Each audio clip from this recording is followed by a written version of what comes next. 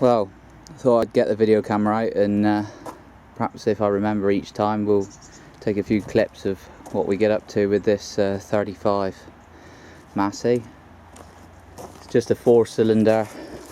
I know it says IMT on the bonnet, but it didn't. It is a proper Massey, not the foreign rubbish. But yeah, it's just a 4-cylinder 35. It's seized, and it's, ever since I can remember, it's never run, and that's got to be 15 years odd plus. It's just lived outside under hedges in silage pits, and just anyway, the farmer chap that owned it before us finally said to us to take it on before he gave it to the scrap man. We've shunted it around, and it's just been pushed from pillar to post, and it sort of ended up here at the back of the shed. And I said, well, perhaps we'll get it out and do some bits and pieces to it and see if we can turn it back into a usable machine. It's a bit of a task though, because just everything is fairly seized on it. Just run the compressor line over from the shed over there and pump that tyre up because it's flat, just to make it easier. It's fairly robbed. I mean, there's no radiator, not that it'd be any good. And we've tried to unseize it before, but it's just not having any of it. So we're just going to pull it all apart and inspect it all a bit.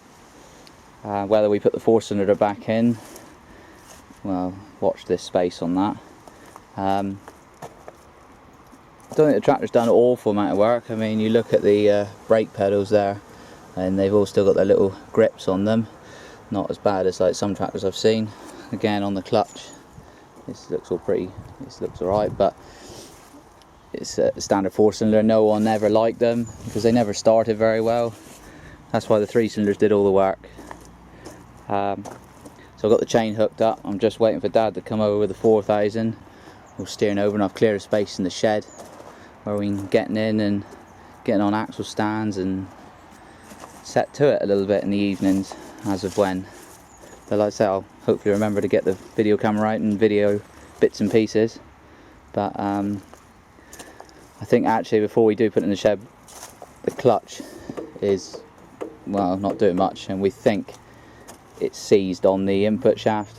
So I'm just going to pull the bottom plate off and look up underneath, and if that's the case, probably have to get in and get it moving a bit with a bar first, because if we come to split the tractor, it's going to be a nightmare to try and pull it apart. So yeah, watch this space.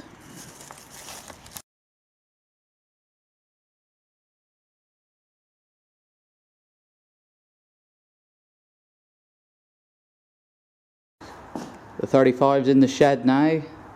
Cleared a space for it here on the side wall and pushed it in. In one of the last videos you may notice it had wings on it.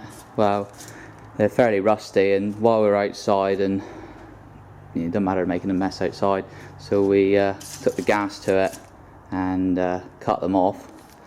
So now it's just a case of take the grinder to the whatever's left there and then just tap it down through.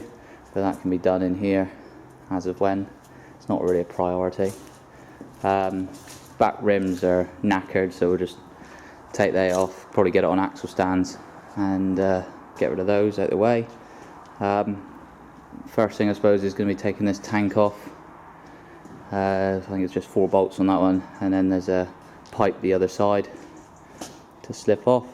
So I'll probably get on with that now, and we'll see what's kicking off next.